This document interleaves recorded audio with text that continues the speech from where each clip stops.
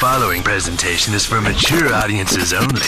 Who are you? He's a fine man. All hell is broken loose. He's a great broadcaster. He's a very powerful guy. Absolutely brilliant. Feared by men, adored by women. He's a smart boy. It's patriotic. It's no big deal. It's the end of the world. I might as well tell you now. He's a monkey. And how you doing, ladies and gentlemen, boys and girls, children of all ages? Welcome into another edition of The Wyldeside with Eric Clark.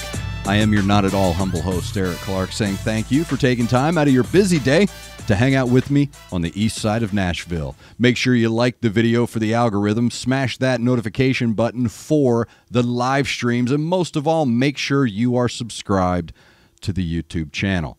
If you have a band, song, video, something you'd like me to make a video on, the best place to get me your suggestion, and the only place I go to get my suggestions, is the Discord server. It is your one-stop shop for all things Wyldeside. So get over to the Discord server, subscribe to that over on the left-hand side, YouTube reaction requests, read the pinned comment, please.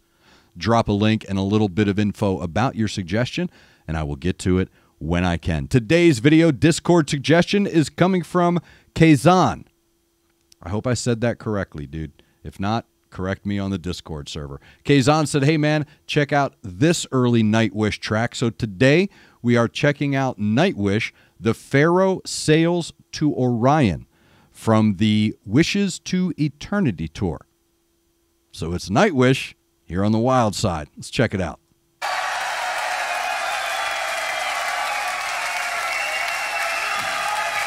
Okay, Tampere. The time has come for you to show me what you got. You all know this one. This is a song of death and the ever-forgiving sky. This is a song called PHARAOH SAILS to Orion! Let me know who that dude is. I don't know that. I don't know who that is. I rely on you.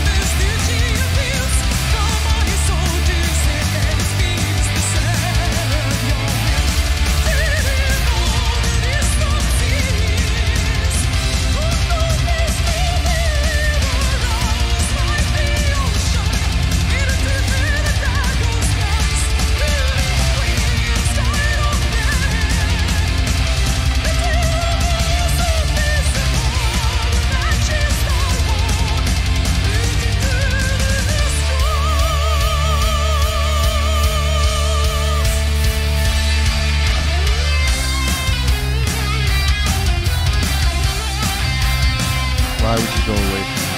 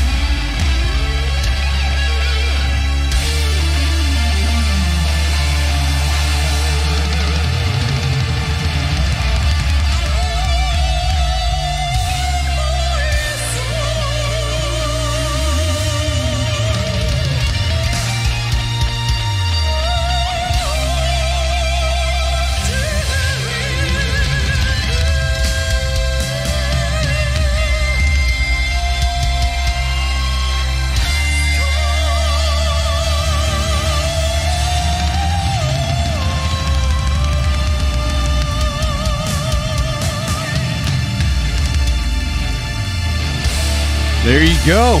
Nightwish, Tampere, I believe that is filmed, 2005, if I'm not mistaken. But let me know down below with everything I need to know about that. Nightwish, the PHARAOH SAILS to Orion, as suggested on Discord by Kazan. I had to look away for a while there. There was a sync issue. That's just nothing tougher than syncing, dude. It's a total post-production joke. If you don't do post-production, you may not get it. But syncing is one of the toughest jobs in post-production. So let's get to this musically, dude. Wow. This song's really about three things for me, and I'll get to them. But first I want to talk about the vocals. This is a great progressive operatic doom metal song. I hope I got that right. In order is how I wanted to say it. Great mixture of the low-end growl register with her operatic register. When if you extrapolate or extract just those two, you would see a vast chasm between. But when you fill that space, as well as Tuomas does, those two become sensible. They become harmonic. They start hitting the right registers and they stay in their spaces and they fill their space. Now, full disclosure, I am not a fan of the growling in any way, shape, or form. Don't like it. It's just my thing. But when you're able to surround that with that composition, that's when it's digestible for me. So I was able to allow myself to be turned over without any reticence on my behalf because of my biases. Because I trust Tuomas. I trust Tuomas, I trust Tarja, I trust Empu, I trust Yuka. I trust them. So it doesn't matter if I go into it with, oh man, he's growling, it's cool because I know that it's still going to be made beautiful for me because that's how good Tuomas is. And when you have someone like Tarja being able to soften the edges, even though her register is in a higher register, her vocals soften all of it.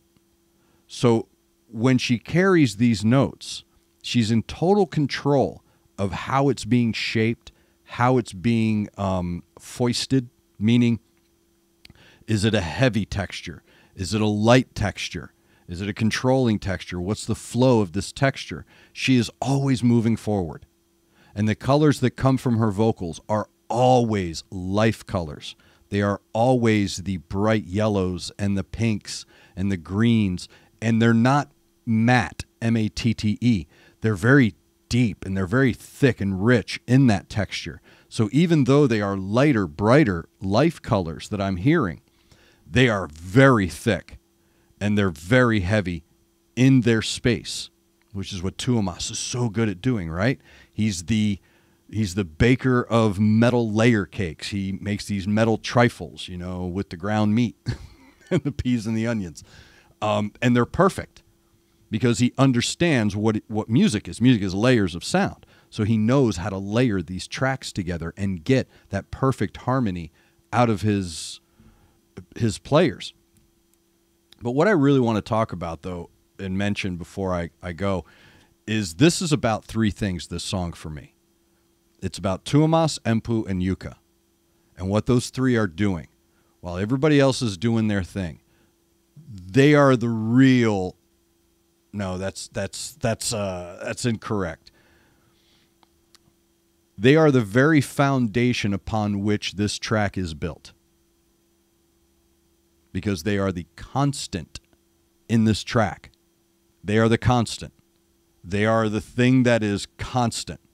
So, Empu, I will never, ever, ever, ever, ever be able to describe how good this guy is, right? At capturing tone.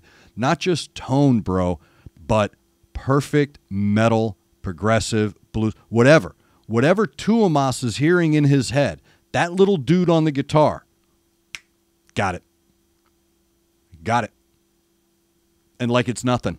And he even has that attitude, right? So it almost angers you that he's that good. It's like, bro, you shouldn't be able to do that. You shouldn't be able to pull any chord progression out of your pocket like that. You shouldn't. Like, that's not right. That's not fair. That's cheat code. And then you hear what Tuomas is doing on those keys. It's this really super cool, updated, cleansed version of like a Mike Oldfield, John Carpenter horror movie kind of a vibe. Yet, because it's moving forward at such a frenetic pace, it becomes a jam. Right? So it goes from this ominous tone to a flat-out jam, like a Ninth Symphony kind of a straight-up jam. And I love that. I've seen so many videos of Tuomas where he's just kind of back there playing the conductor, the builder of the dreams, whatever you want to call it. I love watching him turn himself over to his own music, right? And get into his pocket and express himself that way with that much vulgarity, with that much barbarianism that he attacks those keys. It was incredible to watch. I love watching him do that because you see him become natural.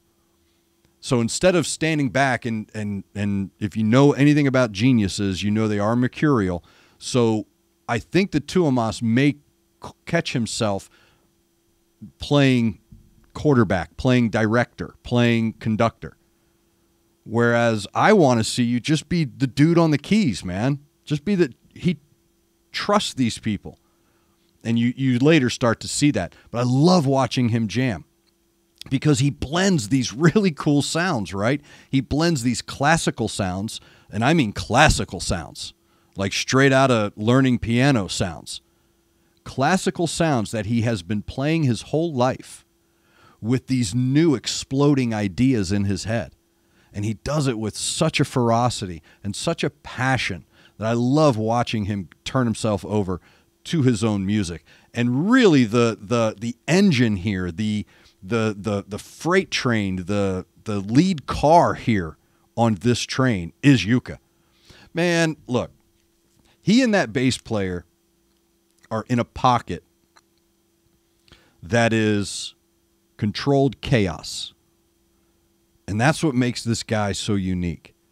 It is chaotic, man. Watching him and listening to him, it is absolute chaos. But if you can isolate him through all of it, if you can just isolate what he's doing,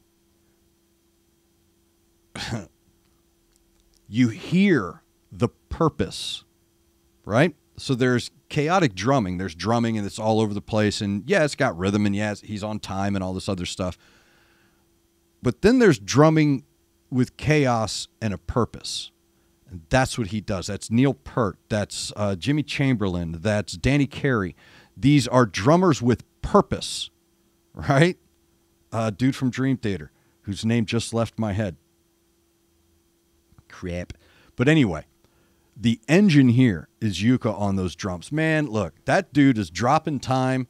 He's changing rhythm. He's filling. He's rolling. He's doing all of these things with a plumb. And when you hear it done that way, when you hear it done where he's just flicking a hand over and hitting what he wants to hit, that's when you see the purpose.